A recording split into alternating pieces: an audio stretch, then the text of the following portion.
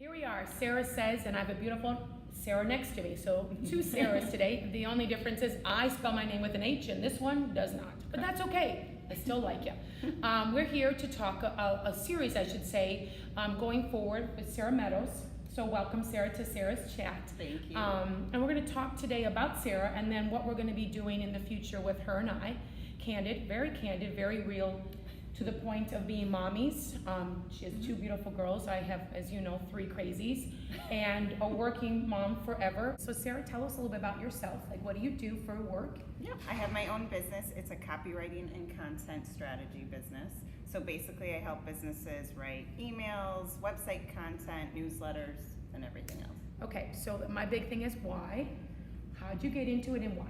So I always did communications of some sort, but when my kids, I stayed home for a while doing minimal freelance work, but when my kids got older and it was time to go back to work, I really just still wanted that flexible schedule to be able to be with them as much as I could. When I started my own business, and we've talked about this a lot, it just became really difficult to balance it all. I felt like, top priority is the kids and my husband, and then second priority was work and building my business. And when you're in that building phase, as you know, it just takes up so much time. And I felt like I was never putting myself first and couldn't figure that out for a very long time. So we had a chat before we came in about time, which is an interesting topic. As many moms, people in this world are finding space. And time is interesting, or the space, because the emotional side, it's not always the amount of work. I'm going to talk from my point of view. Right. People ask me, well, how do you do it? And I get more, because there's so much managing the children, the kids, as they get older, the emotional side for them, that it's totally draining. And then trying to find the capacity, again, and space to do the other work, which is just as important, because we both own businesses. So, hello. How do you navigate that on a daily basis? How do you do that? Like, do you plan? I know her and I have been working together on getting the lifestyle part and making her commit to other pieces, which are just as vital, important. But how do you plan your work and then your kids, especially in the summer, which is a little crazy? The summer has been a little bit, no, not a little bit, a ton harder. Yeah. During the school year, I try to mostly work during the school hours and then have those after school to bedtime hours, be focused on the kids as much as possible. And then, if I have to do some off hours for work, I will. So that, I got into a rhythm with that, but that's where it became difficult to work out, because it's not a lot of hours. The school day goes by really quickly, and I'm like, okay, I really have to, work from 8 to 3, and then how do I fit in a workout? That became really hard. So, and summer's just like a free-for-all, still trying to make it work. And I will say to any client or anything or anybody, it's time management and incentive. You're going to come in for 30 minutes, which I prefer. Use it wisely. You have to move well, effective, efficient, and safe. Those three things. It's not the amount you do, it's the quality. And that's something her and I have worked over time to kind of set up for you as best success. My thing through summer for any mom, and again, a little more on the working side, is make your food.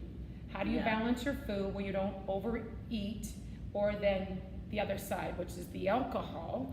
How do you work in balance, which you've heard me all the time, that is not my favorite word on the planet, because I feel when we say balance, okay, I've got to be this, and when in life are you this? And when are you like this, do you feel like you're failing? So how do you fix that?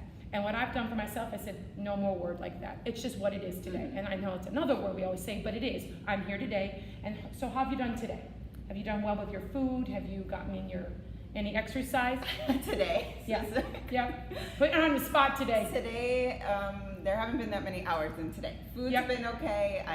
Food's been good today, but I haven't worked out today. But I think what I've learned from you is each day is just a new, fresh day, and that's been really freeing. You can't worry about yesterday, and I'm still working with a lot of clients that get caught up, and I'm sure you can relate to this, a lot of you out there. I'd love to hear about you as well, is why do we get stuck? Why does this matter?